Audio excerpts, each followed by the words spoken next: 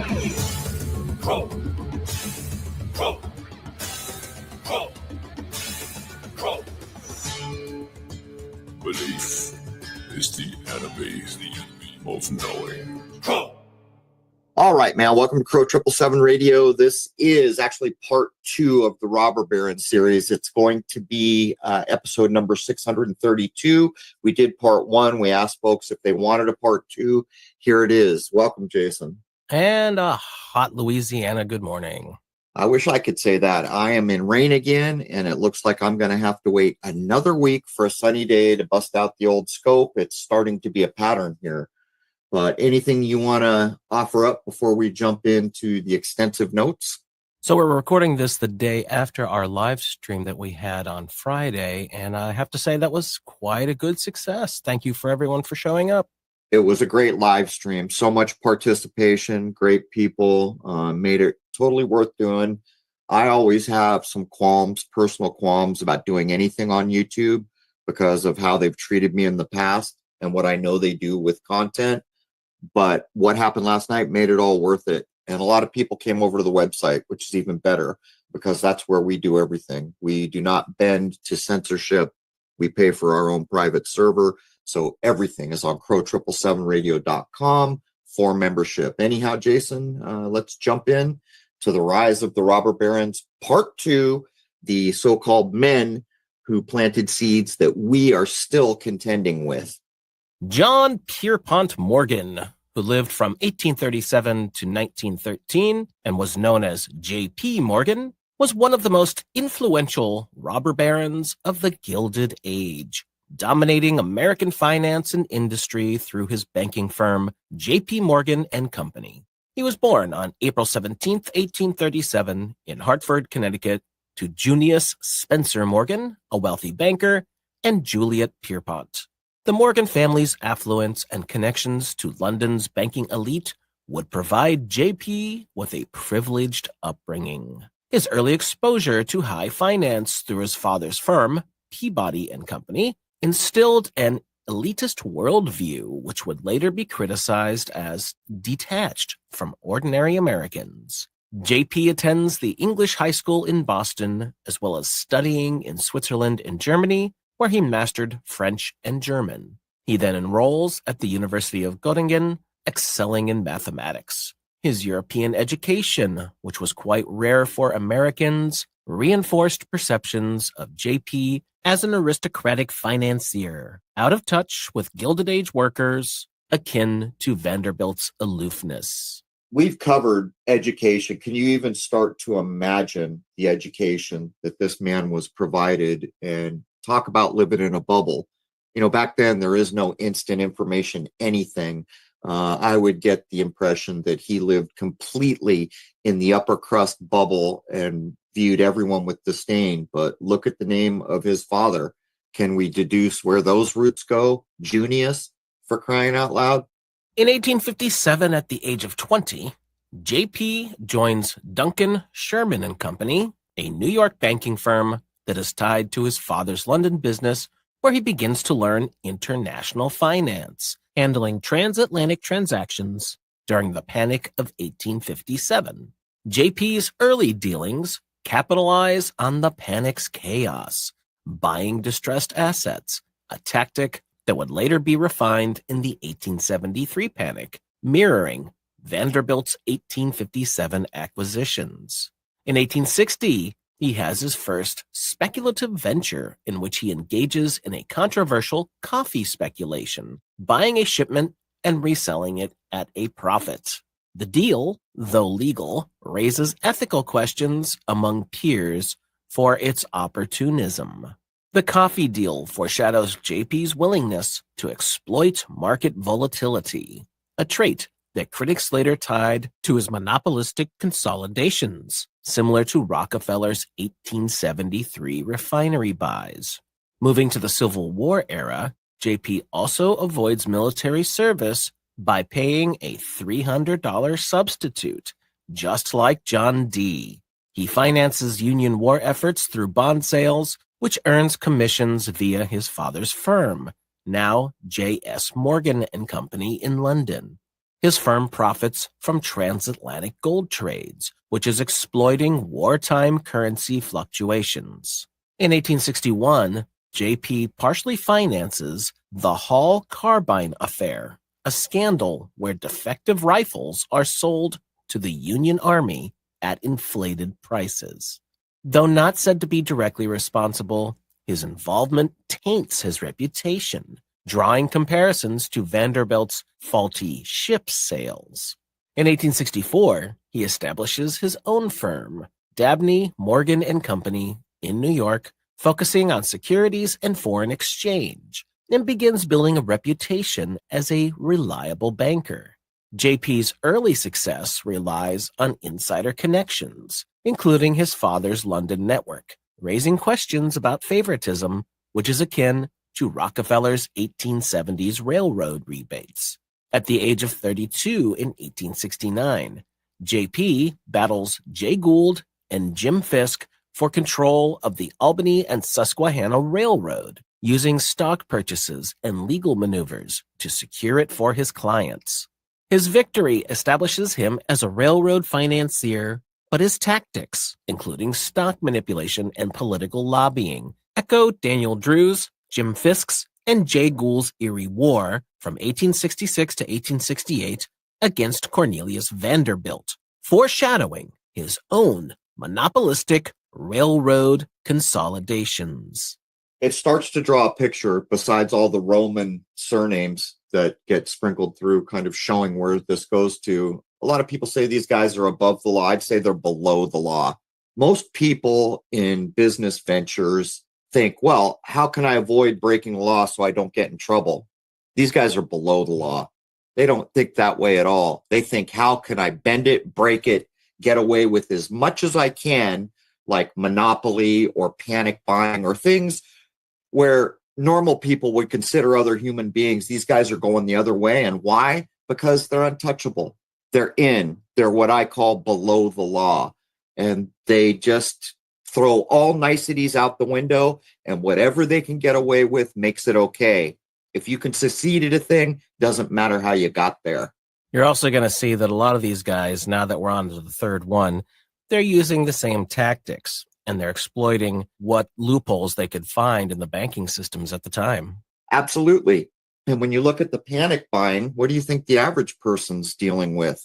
Well, there's something going on that's bad here. We're being infected away. But again, these guys are above it or below it, whatever you want to call it. They don't think of that at all. And by the way, if you have a situation that gets out of hand and then they go in and make a lot of money on it, is this the roots of, hey, we'll cause the problem now so that we can make money on it?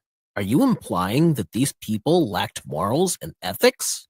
I'm implying that how they treat other human beings almost makes them another species. Yes.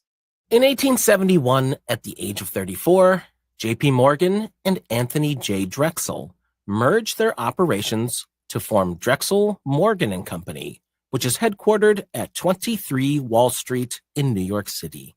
The partnership combines Morgan's New York firm, Dabney Morgan and Company, with Drexel's Philadelphia-based Drexel and Company, creating a transatlantic banking powerhouse. As the junior partner at 34, JP led New York operations, leveraging his energy, mathematical skill, and connections to his father's London firm, J.S. Morgan and Company, focusing on deal-making, client relations, and strategic vision. At 45, Anthony J. Drexel provided senior leadership, capital, and credibility from Philadelphia. He maintained oversight, but allowed JP significant autonomy, recognizing his ambitious nature. The firm would start with a capital base of several $1 million. Exact figures are unclear, but equivalent to somewhere around 50 to 100 million in 2025 dollars, bolstered by Drexel's wealth and JP's access to London funds. Their network included European banks, U.S. railroads, and industrialists, giving them a competitive edge. The partnership's reliance on elite connections, including Junius Morgan's London ties, drew early criticism for favoritism. The New York Herald suggested the firm was a closed club for the wealthy, echoing perceptions of John D. Rockefeller's 1870s railroad rebates with insiders like Cornelius Vanderbilt. Drexel Morgan and Company issued bonds and stocks for railroads, governments, and corporations, which earned them commissions. It acted as a middleman between investors and issuers, a role JP perfected. The firm also specialized in funding railroads, which required massive capital for tracks, locomotives, and expansion. JP underwrote bonds for lines like the New York Central and Philadelphia and Reading. Leveraging Drexel's European ties and J.S. Morgan and Company's London base, the firm also facilitated transatlantic investments, trading currencies and securities. Lastly, JP began advising distressed railroads, refinancing debt, and installing managers, a process later called Morganization. To try to put into perspective, what we're really talking about here, consider today if there was someone who was 34 years old and someone giving them control of $100 million in 2025. In 2025, that's considered a lot of money, and that would be a very rare thing for someone that young to have control. This is 1871.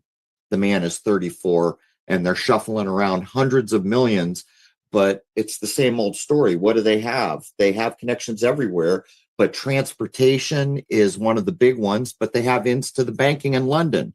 Not only are they untouchable, they're throwing around amounts of money that are literally obscene, and they're taking it all over, literally taking it all over. As we have been discussing, railroads were the era's largest industry, with 33,000 miles of track being laid between 1868 and 1873, which was fueled by $2 billion in bonds and stocks, which would be over $50 billion in modern-day dollars. Many banks were heavily invested in railroad securities, which tied their solvency to the industry. The lack of a central bank at this time, after the Second Bank of the United States dissolved in 1836, left no mechanism to stabilize liquidity, or so the claim goes, which was supposedly a vulnerability that had been exposed in the Panic of 1857. Germany was shifting to the gold standard in 1871, which reduced silver demand, tightening European credit and curbing foreign investment in U.S. railroads. This then strained domestic markets that were already overheated by post-Civil War growth. Government land grants and subsidies, like for Union Pacific, fueled a speculative frenzy, with railroad stocks inflating beyond their earning potential, which could be compared in similarity to the dot-com bubble of the 2000s. The Panic of 1873 tested JP's acumen, offering him a chance to expand his influence while competitors were faltering, much like Cornelius Vanderbilt and John D. Rockefeller had leveraged the crisis in their industries. By 1873, railroads had accumulated $1 billion in debt, or over $25 billion in 2025 dollars, with many unable to cover their interest payments. Speculative bonds fueled unprofitable lines, which then created a bubble.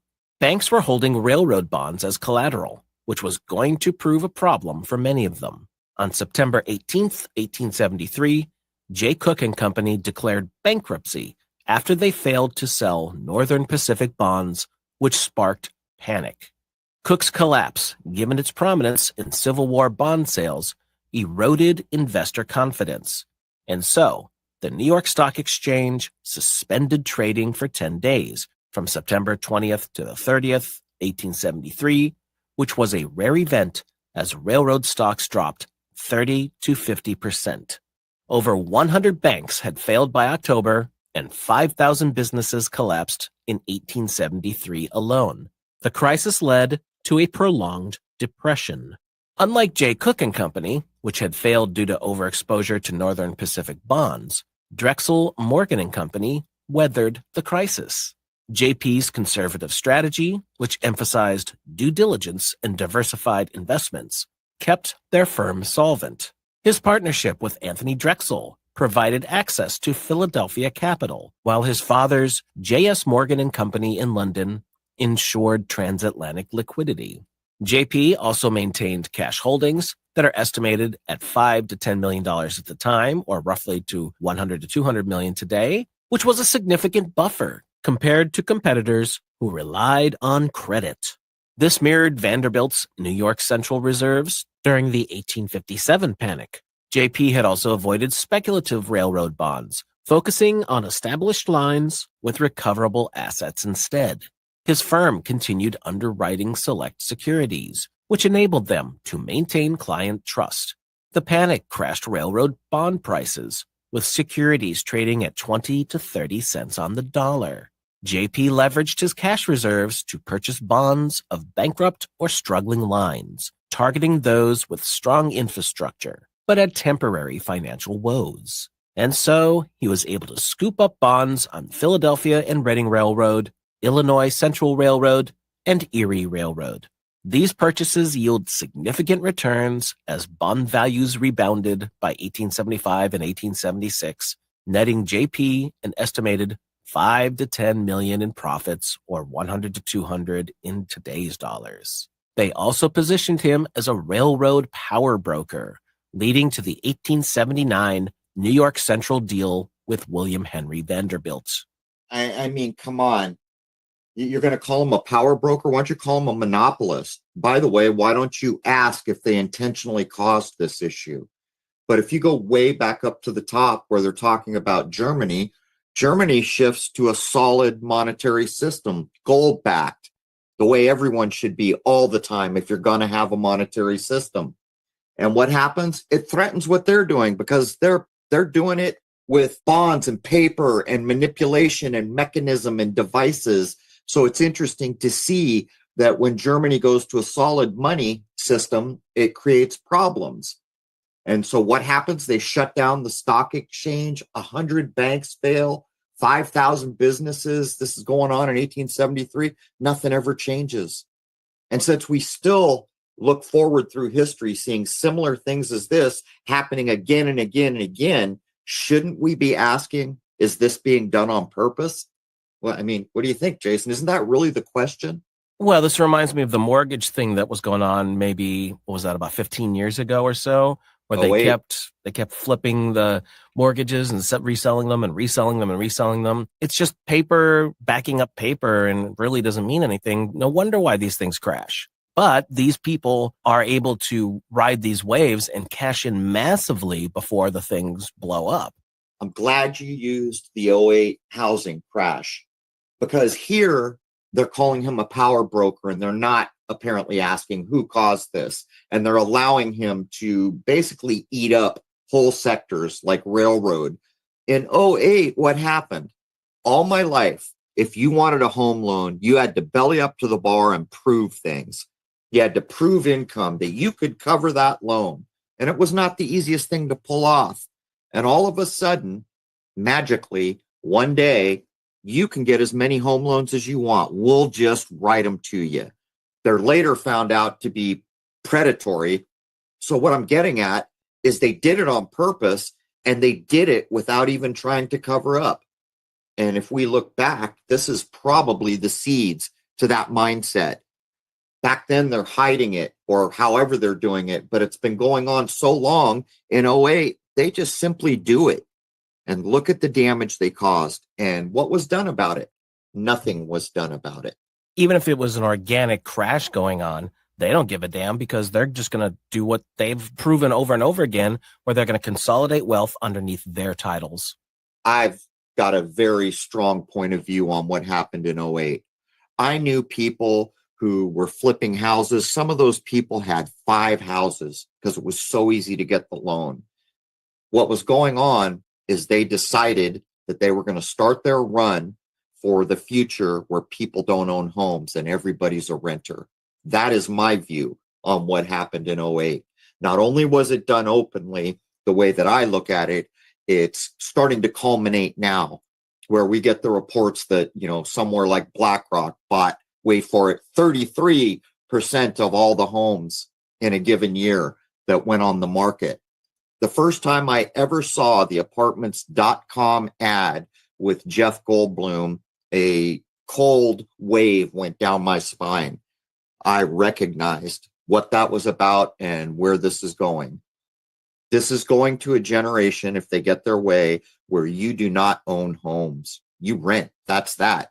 And in my view, what happened in '08 is just an extension of what we're talking about back here when it was hidden. And no one's even accused, by the way, we do this in the open and there's nothing you can do about it. In 1879, by the whopping age of 42, JP, along with his firm, had become a powerhouse in investment banking with a specialization in underwriting railroad securities and restructuring distressed lines, and had also proven its railroad expertise during the 1873 panic with their restructuring of lines like the Philadelphia and Reading. William Henry Vanderbilt, the son of Cornelius, was aware of JP's success and transatlantic connections via J.S. Morgan and Company in London. Wanting to reduce his exposure to railroad volatility, especially after the 1873 panic and 1877 strike, William Henry chose JP to handle the converting of stock into cash or bonds. Because of the volatility at the time, a large sale like this required careful execution to avoid crashing the New York Central's value, a challenge that JP was equipped to meet. And so, in late 1879, JP arranged the sale of 250,000 shares of New York Central stock, which was valued at $25 million, or approximately $600 million in 2025 dollars, representing approximately 20% of William Henry Vanderbilt's holdings. The stock was sold at $120 per share, which was a premium that reflected the railroad's strong earnings, which was a 7% dividend yield.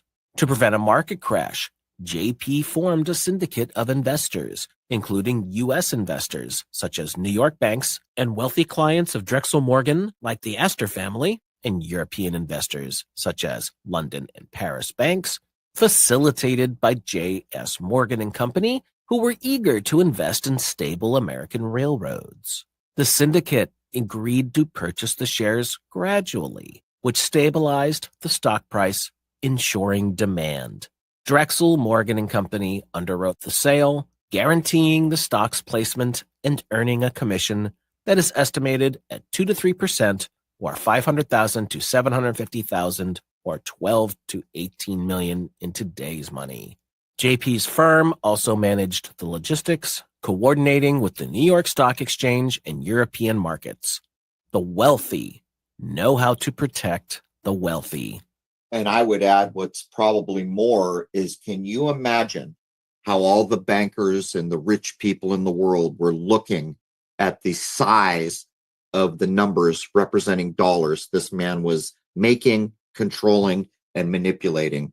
I mean, think about it. Could there be anywhere in the world where people are bankers or interested in money where they weren't abrogating the idea from the Bible of that's a land of milk and honey? You know it's true.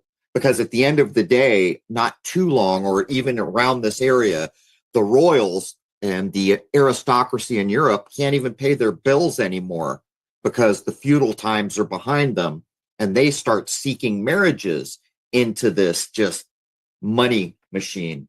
And by the way, that's what the new HBO, I don't know if it's coming back. Supposedly it's coming back. The Gilded Age HBO show is specifically about what we're talking about here, with railroads dead center.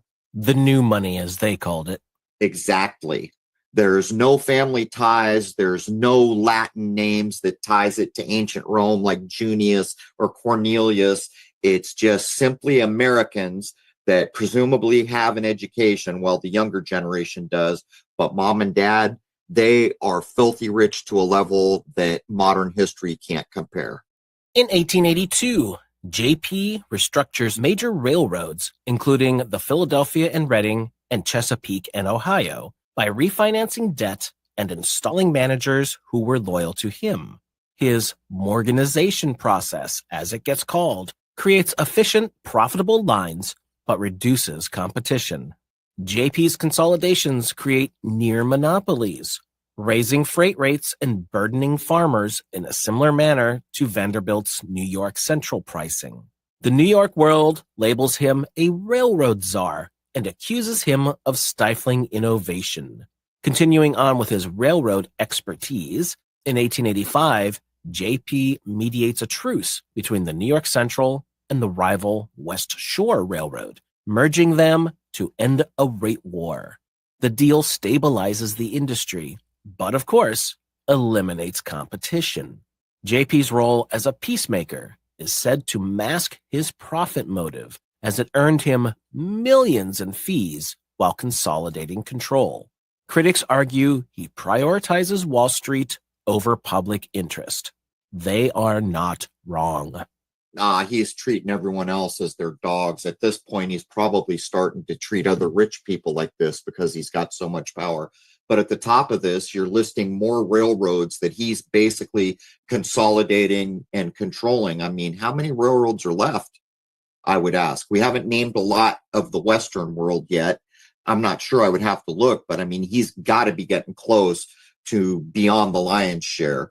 But I would ask the question, since he's going around to stressed railroads and he has so much power with all these other rail lines, is he causing the stress? Is this a part of history that we're never going to read about? Is it possible that he was making it hard for railroads in one way or another at the bank or the money market, or Lord only knows? Because this is an awful lot of rail lines that are, quote, distressed that he's going to target. As I said on the live stream, I don't know if people realize just how important railroads were at this time. The amount of things that they were used for. People used them for transportation, but the amount of goods that were sent around was absolutely incredible. You couldn't overstate what you just said. It is a massive deal. That's why even in things like 9/11, who's involved? Transportation, air transportation in our era. If you go back to the rail, I mean, to move freight in a land that's now basically a cash machine compared to Europe anyhow, these are a major, major deal. And he's basically got his arms around them. And if you look at if you actually take a solid look at any major transportation, they've always been controlled. Go look at that movie with DiCaprio, where he's portraying Howard Hughes, and listen to some of the boardroom talks they put forward about how air transportation is being handled and controlled and tied into the Senate to ensure they get what they want. Yeah, it's a big, big deal. Oh, by the way, railroads are such a big deal. It's how we tell time. The timetables get put in place eventually because of the railroad, so they can schedule, and they artificially put in the time zones. And most people don't think it's a big deal, but it kind of is. If you're a person who recognizes the only thing that truly exists is this second, then what I just said is a big deal.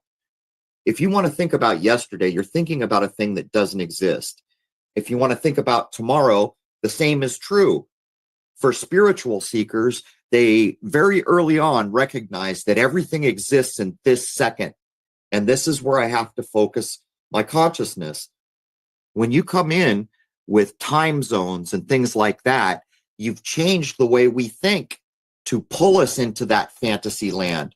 Now there's an 800-mile wide time zone where a man on the western border and a man on the eastern border, 800 miles apart, are both going to say, oh, it's 6 a.m. That doesn't work. If they both stood there at sunrise, there would be a significant difference in the time. Do you see how the fantasy-based reality begins to creep into our lives so that commerce can occur?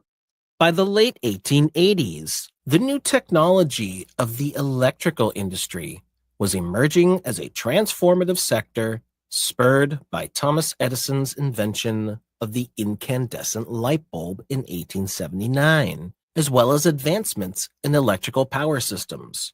Two companies dominated at the time, the first of which was Edison General Electric Company, which had been formed in 1887 and focused on direct current, or DC systems, for lighting and power, which was backed by Edison's patents and New York investors. The second was the Thomson-Houston Electric Company, which was based in Lynn, Massachusetts, and specialized in alternating current, or AC systems, which was led by Elihu Thomson and Charles A. Coffin, who had stronger manufacturing capabilities. This difference in technologies was creating the War of the Currents, a rivalry between DC and AC, which was creating market inefficiencies, along with competing standards and patent disputes. JP, who was now quite adept at resolving industrial conflicts and in typical robber baron fashion, saw an opportunity to merge the leading firms, eliminate competition, and dominate the electrical market.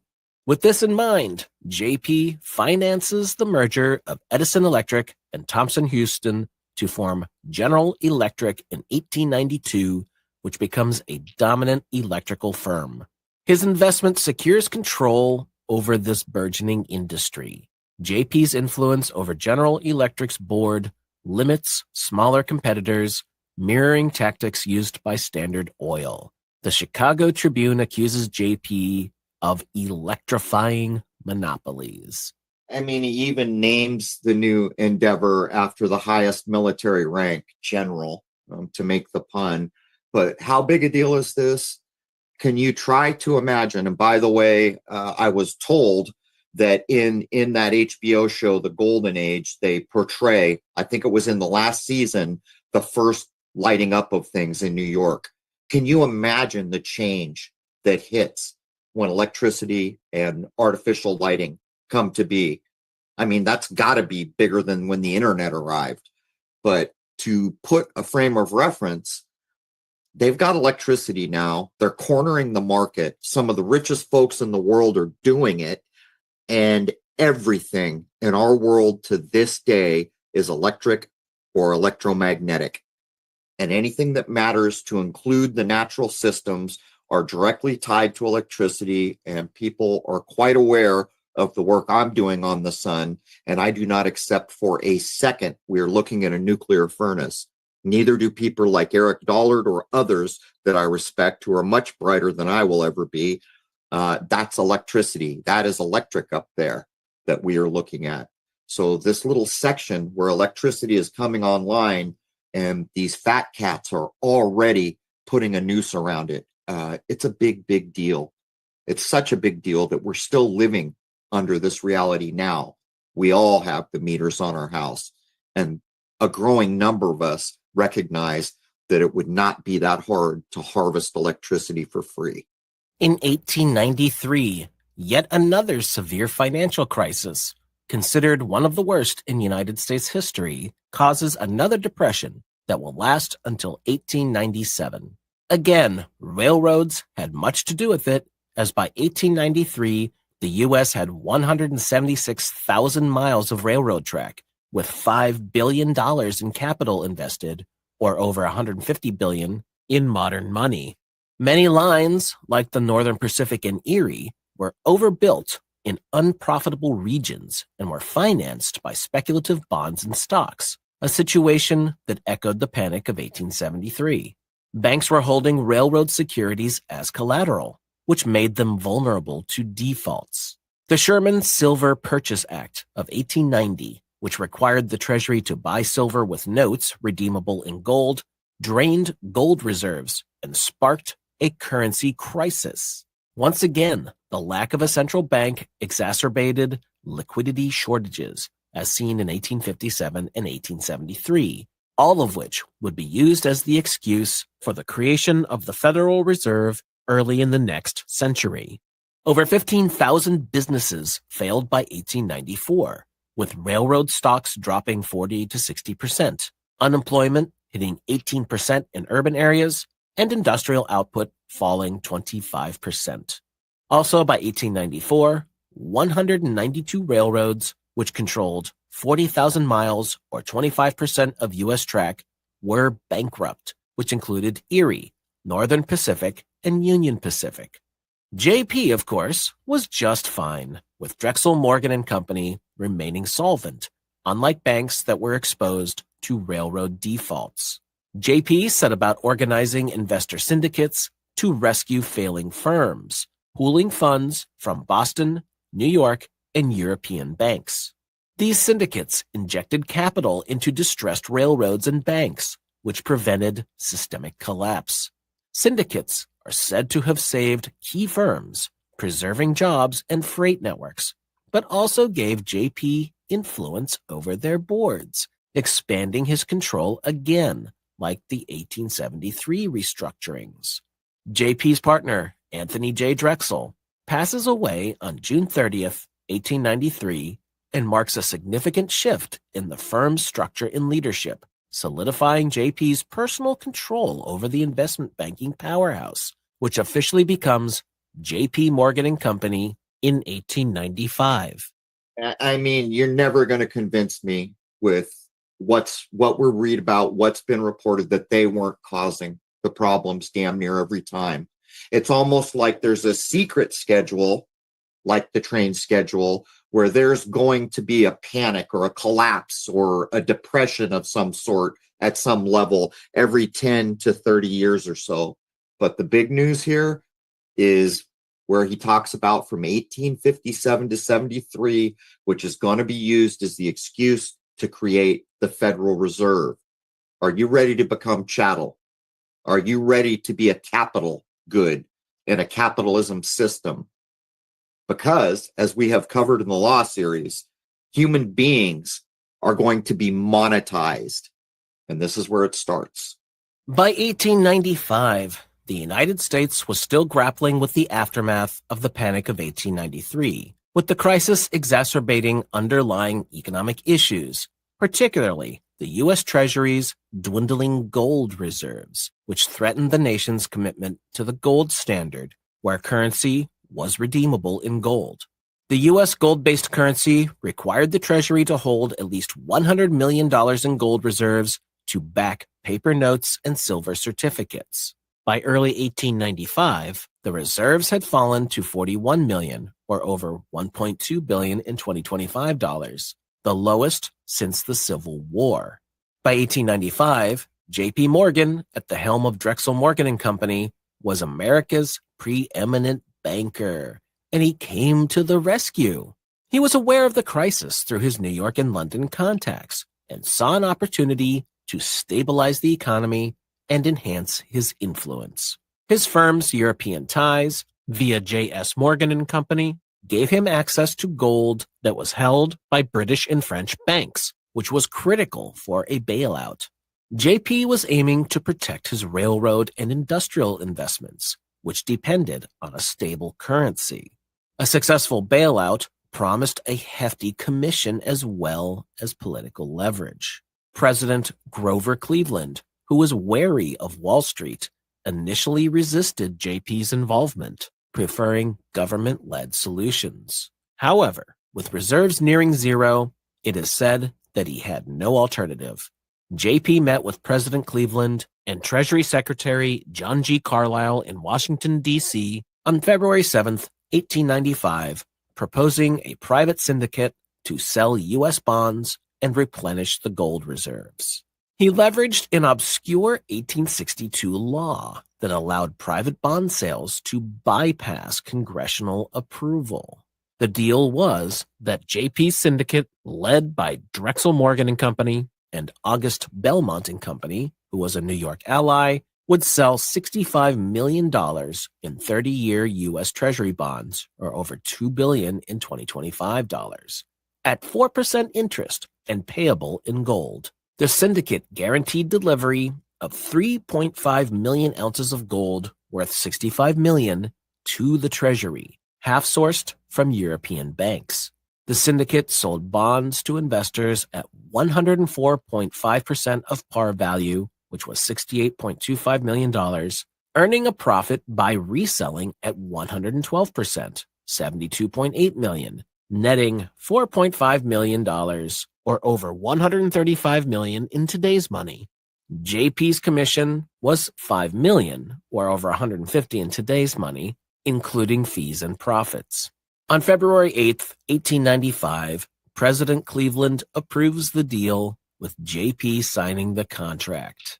Between February 20th and March 1895, the gold shipments arrive, boosting reserves to $107 million by March. Bonds were sold in New York and London, which stabilized the markets. By June of 1895, the Treasury's reserves are holding, averting default though renewed withdrawals required a second bond issue in 1896 for $100 million and again led by JP.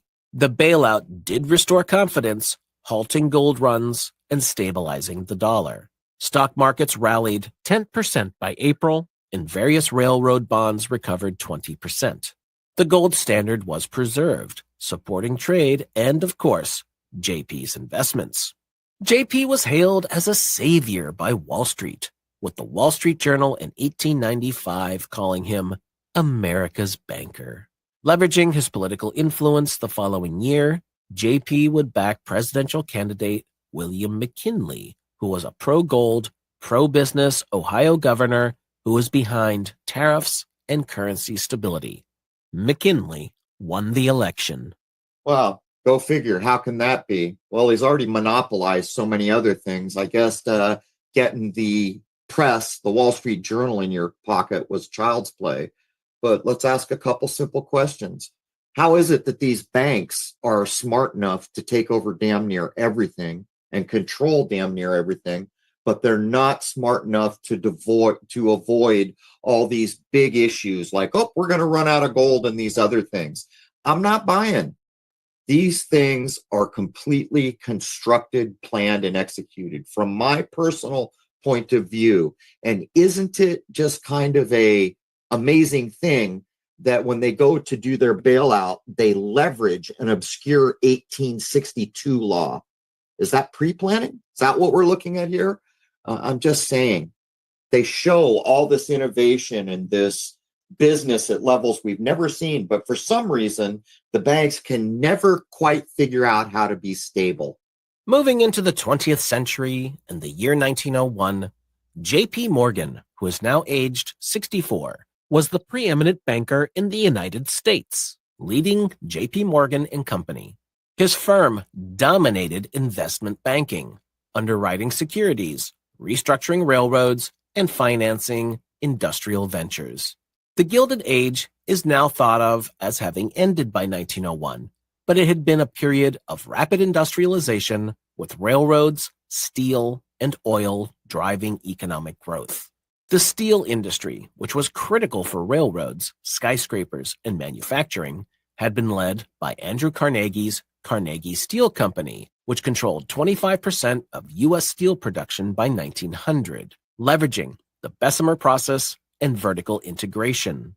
Other players had included Morgan's Federal Steel Company, which had been formed in 1898, and smaller firms like National Steel and American Steel and Wire.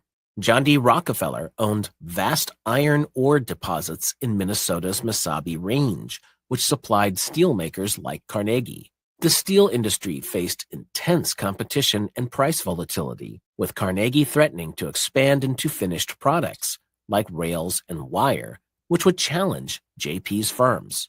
JP was inspired by his railroad and electrical consolidations and sought to merge leading steel companies to eliminate competition, stabilize prices, and create a monopoly that was akin to Rockefeller's Standard Oil or Vanderbilt's New York Central.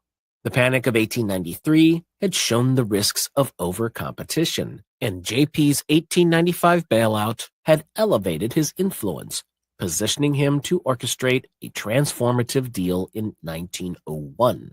After negotiations, in January of 1901, Andrew Carnegie agreed to sell Carnegie Steel for $480 million, or over $15 billion in modern money, which included $225 million in cash and $255 million in bonds.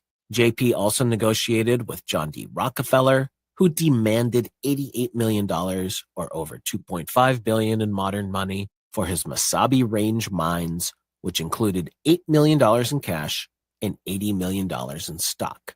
Rockefeller's son, John D. Rockefeller Jr., and advisor Frederick T. Gates ensured a premium valuation.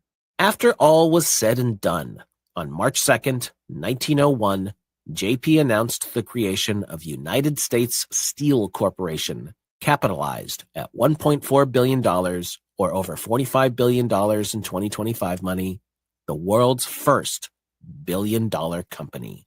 The world's first billion-dollar company, steel. Big deal in this country. Well, it used to be. We even had an NFL team. Do you remember them? The Pittsburgh Steelers. We used to make stuff in this country. You could almost begin to follow the two robber baron timelines that we've laid down and some of the main players and start to deduce that these men, if you want to call them that, corporations, sucked this country dry. And then when business was focused somewhere else so they could continue to grow, they threw it under the bus. We don't make things here anymore. We're not known for American steel. And it was better. When I got out of the Marine Corps in the 90s, I bought a telescope made by Meade in the United States with American steel. That thing is as solid today as it was then. That is not true of the telescopes that we buy now. We've downgraded the quality of what we make down to even the steel is not as good. People offer to buy those classic scopes because they know that those gears and that American steel and what's running it is tough and it will last. I mean, wouldn't you look at it that way, Jason? It's basically like they're taking it all over, getting as much control as they can, and they're sucking it dry. And when they've had their way, they shift all the manufacturing to somewhere else where they continue sucking on that straw, removing the lifeblood of wherever they go. Well, the big difference was back then, the United States made so much of its own stuff. And generally speaking, it was very good quality. Once you get to the overseas situation, everything is being done to maximize profits by paying the workers as little as possible and using the cheapest parts possible you could possibly use to get the job done, or at least have it last long enough before it breaks. And that is a key point. When we live in a world where the Bilderbergs have openly said depopulation is one of their bullet points for this year's meeting. And what else? Climate change. Climate change is a big deal. And yet, places like this, corporations like this, have for decades now planned obsolescence. When I was a kid and you bought a TV, that thing went your whole damn life. Now you buy a TV, you're lucky if you get a year or two. And even if it's still running, it's obsolete because the tech has changed. The OS has changed. Something has changed. Look at computers. How often do computers even get upgraded to the point? This is a complete sham, all of it. How can you sit there and scream about the environment of this world while corporations openly sell crap that's going to end up in the garbage can, like damn near 90% of it, probably? In the part of the country where I live in New England, you take a drive through some of the older neighborhoods and they have trouble getting the houses painted. Why? Because the painter says, oh, that's too intricate. You know, we'd have to charge too much. What are they talking about? These houses are gorgeous. The trim, the uniqueness, and just the quality that was built into it doesn't allow them to come in and slap, a single coat of paint on all these square and rectangular shapes, because there's actually pride of craftsmanship and detail and quality built into it. How is it that we've fallen so far? It's not hard to answer that question. Because of capitalism and what these men have done with that system. They've gamed it. They've broken the rules. They've lived below the law, as I like to say, and they've brought us to where we are. And the very arguments that they're using at the Bilderberg are ludicrous. The average human being has no input on the vehicle they drive. That's the corporations deciding what that's going to be. This idea that when you go into a Walmart, 95% of the crap on those shelves built in another country is going to be in a landfill in the next year or 2 or 5. Do you see the game that's going on here? All right, so that's going to do it for hour 1. When we come back in hour 2, we're going to finish up with JP Morgan, and then we're going to get into another interesting figure, Andrew Carnegie and his steel empire. So weird to consider what a big deal steel was and the Pittsburgh Steelers that represented that when I was young. And that's all a million miles in the rear view. And I mean, if I asked you, Joe, when you were young, do you feel like things were better quality by far than they are now? Oh, goodness, yes. Mm-hmm. Because when I was young, I mean, even a pair of scissors, like when I bought this house, the things that were left behind from like the 40s and 50s, like a pair of scissors, I mean, they're just superior. Some of the silverware, the dish, just almost everything. And the old grandfather's tools that were left here, they're superior. They are quality made. They are tough. They are just better on every level. And that has just been degraded to the point where what we do now is we make things that are going to get thrown away because they've been designed in that way. When I got out of the Marine Corps in the 90s, I had purchased a TV in Japan that shipped home with me. When I got here, I used it for about a week and it quit working. I knew a guy who was electronics genius. He said, for $10, I'll come take a look at it and fix it. I said, wow, you can fix a TV? He said, no problem. He was a bit of electrical savant. Opens up the television, says, yep, I knew it. And he holds up, I want to say it was a capacitor, but I'm not an electricity guy. It was a little black cylinder that was tiny. He said, this is a 10-cent part and it is designed to fail in about a year. That was the early 90s. How this is allowed to go on, I mean, it beggars the imagination. But anyhow, that's hour one. Do you want to add anything more, Jason? Well, just going through these people, we're now going to be moving into the fourth one in our series here. They used a lot of the same tactics. And it just shows you, if they could get away with that stuff then, what is going on with modern corporations? Are they able to do similar things with their restructuring and their gobbling up of other smaller companies and making these giant mega corporations? I would like to suggest that yes, I think so. I would suggest that back then, there were a lot fewer people corrupted. The one thing about human beings, particularly in this country, is we love money. And there was a lot of people corrupted with that money. But what's been in the news recently, you know, it's been hard times. Probably a lot easier to corrupt a lot of people when times are hard, but we're also aware how the camera has been used to control and corrupt people. But that's been hour one of episode 632, part 2 of the Robber Barons.